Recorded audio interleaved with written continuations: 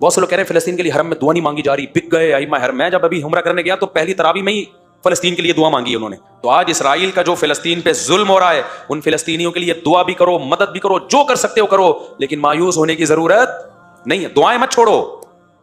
کب سے دعائیں مانگ رہے ہیں, قبول نہیں ہو رہی. بھائی ہمارے لیے آزمائش ہے, اسلامی ملکوں کے لیے آزمائش ہے. ان کو تھوڑی چھوڑے گا اللہ, جو ہمارے حکمران جو کچھ کر رہے ہیں, ان کو بھی تو آزمائش میں ڈالا ہے نا اللہ نے کہ کیا کر رہے ہیں. لیکن اس کا یہ مطلب نہیں ہے کہ بھائی فلسطین کی سرزمین کا یہودی مالک ہو گیا. اصل مالک کون ہے؟ اللہ ہے. اس نے وقتی طور پر کچھ ظالموں کے حوالے کی ہوئی ہے. تو ہم اپنا کام نہیں چھوڑیں گے, اور جب اللہ نے اپنا کام کرنا ہوگا اس کو صدیاں اور سال نہیں چاہیے, وہ سیکنڈوں کے اندر نقشے کو تبدیل کر دے گا. آج بہت بڑا مسئلہ پتہ ہے کیا ہے دینداروں میں؟ وہ دعا سے بہت غافل ہیں, اور بلکہ دعاؤں کا مذاق اڑانا شروع کر دیا ہے. ابے یہ مولوی دعاؤں میں لگے رہتے ہیں, ابے یہ دعاؤں سے کیا ہوتا ہے, مولویوں نے لوگوں کو دعاؤں میں لگا دیا, نمازوں میں لگا دیا. اتنے انبیاء کے مختصر واقعات ہیں نا, ان میں جو پیغام قرآن دینا چاہ رہا ہے وہ ہے دعا کی فضیلت. تبھی قرآن کہتا ہے وَنُوحًا إِذْ نَادَىٰ مِن قَبْلُ, نوح نے بھی ہمیں پکارا. نوح علیہ السلام 950 سال دعوت دے رہے ہیں اور قوم کے ایمان کی کوئی امید نہیں ہے, اور دھمکیوں پہ دھمکیاں. تو ناکامی کے نقشوں میں نوح علیہ السلام نے اپنے رب کو پکارا. قرآن کہتا ہے فَاسْتَجَبْنَا لَهُ, ہم نے نوح کی پکار کو قبول کیا. آج بہت سے لوگ کہتے ہیں ہم دعائیں مانگتے ہیں قبول نہیں ہوتی. بھائی قبول ہوتی ہے اس ٹائم پہ جس ٹائم پہ اللہ چاہے گا. یہ چھوڑ دو کہ قبول ہو رہی ہے کہ نہیں ہو رہی. کتنے لوگ کہتے ہیں فلسطین کے لیے کب سے دعائیں مانگی جا رہی ہیں, حرم میں بھی مانگی جا رہی ہیں دعائیں. ایک تو ہمارے یہاں پروپیگنڈا بہت ہے. بہت سے لوگ کہہ رہے ہیں فلسطین کے لیے حرم میں دعا نہیں مانگی جا رہی, بک گئے ائمہ حرم. میں جب ابھی عمرہ کرنے گیا تو پہلی تراویح میں ہی فلسطین کے لیے دعا مانگی انہوں نے. سوشل میڈیا بہت بڑا عذاب ہے, میں آپ کو بتاؤں. اتنی دجال کے آنے کی ہمیں بالکل ضرورت ہے ہی نہیں. جو لمبا پھینکتے رہو نا, بس پھینکتے رہو. میں نے تو یہ فیصلہ کیا ہے جب تک کوئی چیز اپنی آنکھوں سے نہ دیکھ لو نا تبصرہ ہی نہیں کرو. جو اٹھا کے فیس بک پہ جس کے جو ٹھڑک نکالنی ہوتی ہے نکال کے. میں پہلا دن تراویح کا تھا, اسی میں پہلے دن ہی فلسطین کے مظلوموں کے لیے وہ جو تراویح میں دعا وتر میں دعا مانگتے ہیں, پہلے دن ہی دعا مانگی. میں نے کہا لو بھائی, ابھی ہم کل کلپ دیکھ رہے تھے کہ دعائیں فلسطین کو لیے دعا نہیں مانگی جا رہی. تو جو کیا کہہ رہا تھا میں, اب ہاں لوگ کہتے ہیں اتنے عرصے سے ہم دعائیں مانگ رہے ہیں قبول نہیں ہو رہی. اس چکر میں بہت سے لوگ دعا مانگنا چھوڑ دیتے ہیں. یہ مت کرو. بنی اسرائیل کتنے عرصے سے دعا مانگ رہے تھے, پھر اللہ نے موسیٰ کو بھیجا, کلیم اللہ کو. پھر موسیٰ کے آنے کے بعد حضرت موسیٰ نے بھی دعائیں مانگی ہوں گی راتوں کو اٹھ کے. بنی اسرائیل نے اور مانگی ہوں گی, لیکن ظلم کم ہونے کے بجائے بڑھتا جا رہا ہے. تو کیا موسیٰ علیہ السلام نے دعائیں مانگنا چھوڑ دی ہے بھائی؟ یا موسیٰ اوذینا من قبل ان تأتینا ومن بعد ما جئتنا, اے موسیٰ تیرے آنے سے پہلے بھی ظلم, تیرے آنے کے بعد بھی ظلم, کوئی فائدہ نہیں ہو رہا. حضرت موسیٰ کیا کہہ رہے ہیں؟ بہت مزہ آتا ہے مجھے اس آیت کے پڑھنے میں. بنی اسرائیل نا بڑی قسم پرسی سے حضرت موسیٰ کے پاس آئے. یا موسیٰ اوذینا من قبل ان تأتینا, اے موسیٰ تیرے آنے سے پہلے بھی عذاب میں تھے. ومن بعد ما جئتنا, تو نجات دہندہ بن کے آیا ہے, لیکن تیرے آنے سے ہمیں کوئی فائدہ نہیں ہوا. مطلب کہ ہم تو دعائیں مانگ رہے ہیں, سب کچھ کر رہے ہیں, پھر بھی فائدہ نہیں ہو رہا. موسیٰ نے جواب میں کیا کہا؟ یا قوم ان الارض للہ استعینوا باللہ واصبروا, دیکھو اللہ سے مدد مانگتے رہو جیسے اب مانگ رہے ہو, اور صبر بھی کرتے رہو ساتھ ساتھ. دعا صبر کے بغیر نہیں ہوتی. یا قوم استعینوا باللہ واصبروا, اے میری قوم اللہ سے دعائیں مانگتے رہو اور صبر کرتے رہو. آگے دلیل کتنی شاندار دی ہے. سوال پیدا ہوتا ہے بھائی یہ کام تو ہم پہلے سے کر رہے ہیں نا, رزلٹ تو کوئی آؤٹ ہو نہیں رہا, آپ تو وہی کام کا حکم دے رہے ہو جو ہم پہلے سے کر رہے ہیں. ہم یہ کہہ رہے ہیں دعا قبول نہیں ہو رہی, آپ کہیں دعا کو مانگو, مانگ رہے ہیں پہلے سے. اس اشکال کا موسیٰ نے جو جواب دیا علیہ السلام نے, ان الارض للہ یورثها من یشاء من عبادی, اے میری قوم زمین فرعون کی نہیں ہے, یہ گریوی میں فرعون کو ملی ہوئی ہے. زمین کا بادشاہ کون ہے؟ اللہ ہے. تو جب اللہ ہے وہ جب چاہے گا سیکنڈوں میں چھین لے گا اس سے, وہ نہیں چھین رہا, اس میں کوئی حکمت ہے. تو جو اللہ کا کام ہے وہ اللہ کو کرنے دو, جو تمہارا کام ہے وہ تم کرو. ہمارا کام ہے بھکاریوں کی طرح, اس کا کام ہے زمین چھیننا, ہم اپنا کام کریں گے اور وہ اس کو اس کا کام کرنے دو, کیونکہ مالک وہ ہے, جب چاہے گا سیکنڈوں میں چھین لے گا. ان الارض للہ یورثها من یشاء من عباده, وہ اللہ جس کو چاہتا ہے زمین کا مالک بنا دیتا ہے. آج فرعون کو بنایا ہوا ہے, اس کا مطلب یہ نہیں کہ حقیقی مالک فرعون ہے. حقیقی مالک فرعون ہوتا پھر ہم مایوس ہوتے نا. حقیقی مالک کون ہے زمین کا؟ اللہ ہے. تو ہمیں مایوسی کی کیا ضرورت ہے بھائی؟ وہ نہیں چھین رہا, کوئی حکمت ہے, ہمیں آزما رہا ہے. وہ جب چاہے گا 2 منٹ میں چھین کے ہمارے حوالے کر دے گا. تبھی تو کیسے 2 منٹ میں چھینا کہ نہیں چھینا؟ آخری دم تک, جب تک وہ پانی کے کنارے پہ کھڑے ہوئے تھے نا اور فرعون کا لشکر آ رہا تھا, اس وقت تک فرعون یہ سمجھ رہا تھا زمین کا وارث کون ہے؟ میں ہوں. مصر کا مالک کون ہے؟ میں ہوں. پھر جب پانی میں راستے بنے, بنی اسرائیل پار ہو کے گزر گئے, اس وقت بھی فرعون بھی یہ سمجھ رہا تھا کہ مصر کا مالک کون ہے؟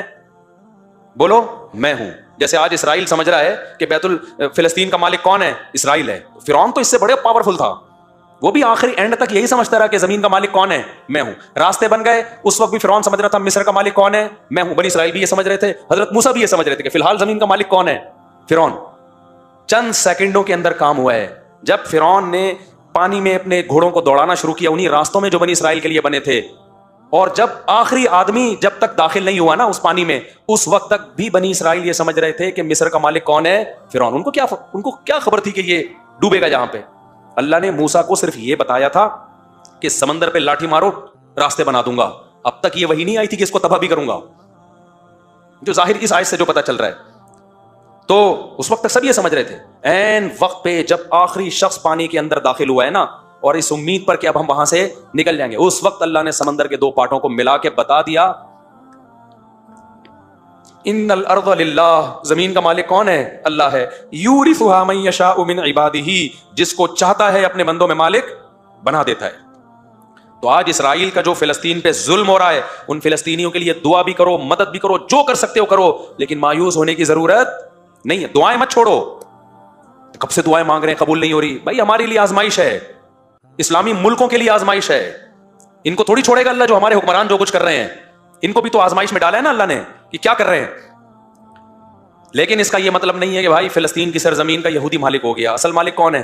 اللہ ہے. اس نے وقتی طور پر کچھ ظالموں کے حوالے کی ہوئی ہے, تو ہم اپنا کام نہیں چھوڑیں گے. اور جب اللہ نے اپنا کام کرنا ہوگا اس کو صدیاں اور سال نہیں چاہیے, وہ سیکنڈوں کے اندر نقشے کو تبدیل کر دے گا.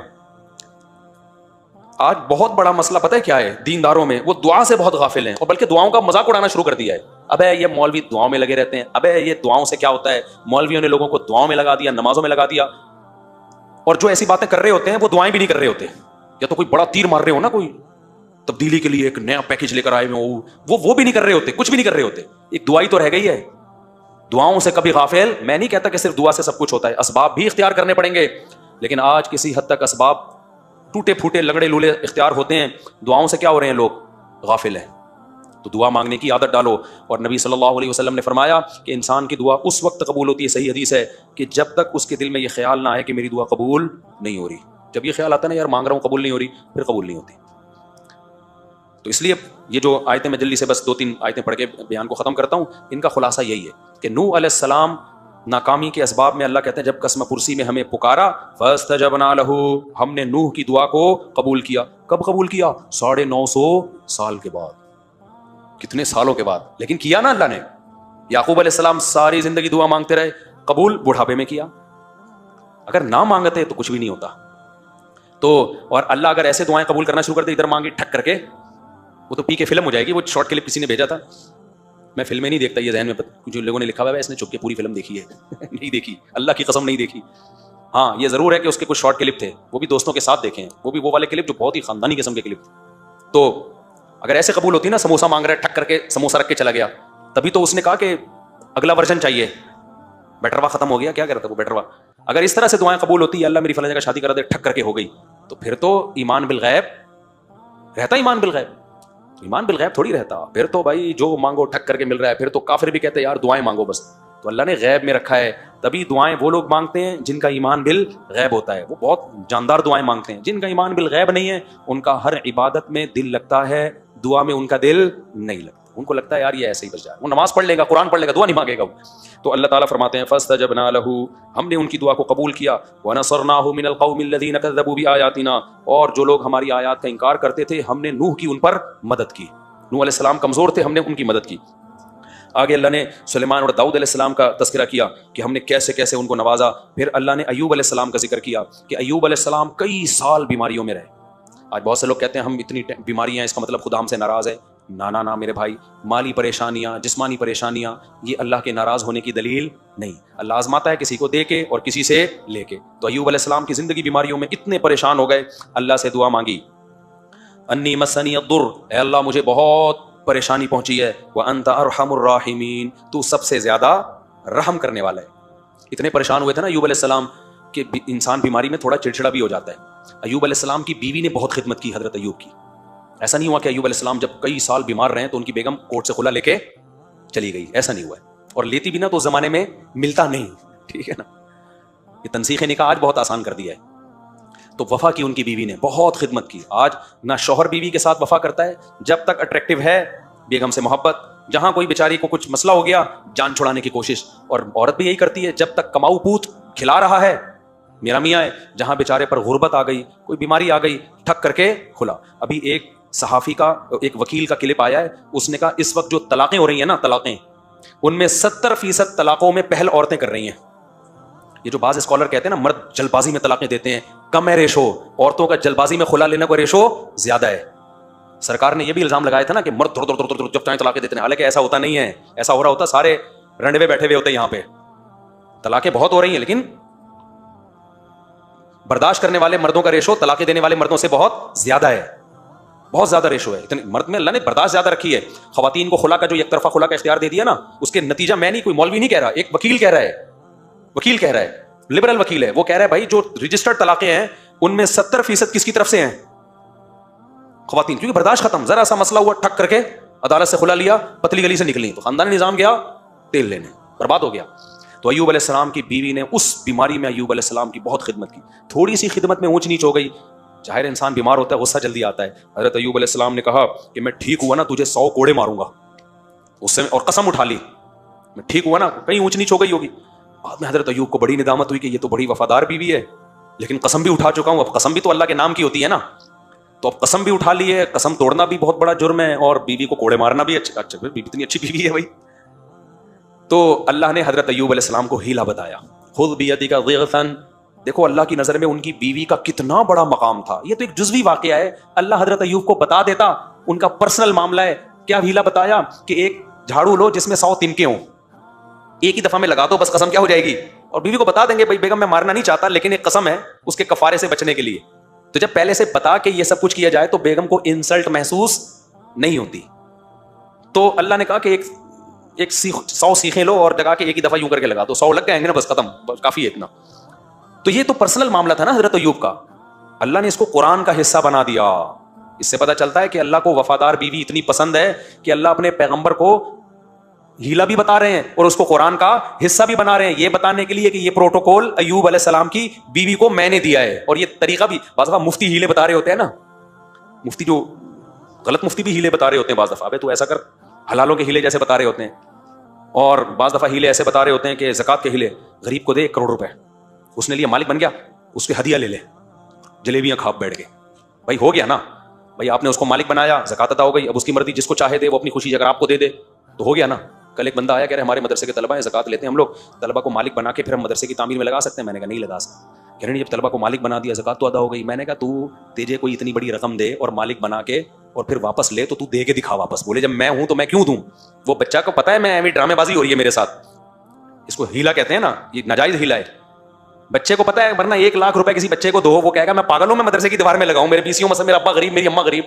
تو یہ ناجائز ہیلا ہے. تو جیسے بعض 2 نمبر قسم کے مفتی غلط ہیلے بتا رہے ہوتے ہیں, لیکن یہاں ہیلا کون بتا رہا ہے؟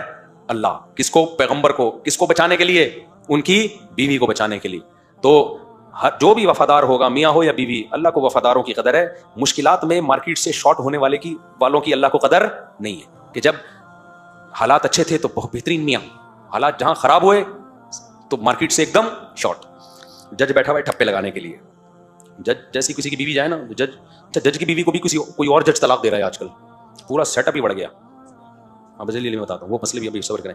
اچھا میرے بھائی جلدی سے, میں یہ بہت مزے کی آیتیں ہیں یار, یہ مجھے تو بڑا مزہ آتا ہے. آگے اللہ کہتے ہیں دیکھو ہم نے اس مصیبت سے ایوب کو نکالا اس دعا کی برکت سے. تو اس سے پتہ چلتا ہے اللہ دعائیں قبول کرتا ہے. پھر آگے اللہ فرماتے ہیں کہ وَظَنُّونِ إِذْ ذَهَبَ مُغَاضِبًا, اس میں تو بڑا ہی مزہ آتا ہے پڑھنے میں.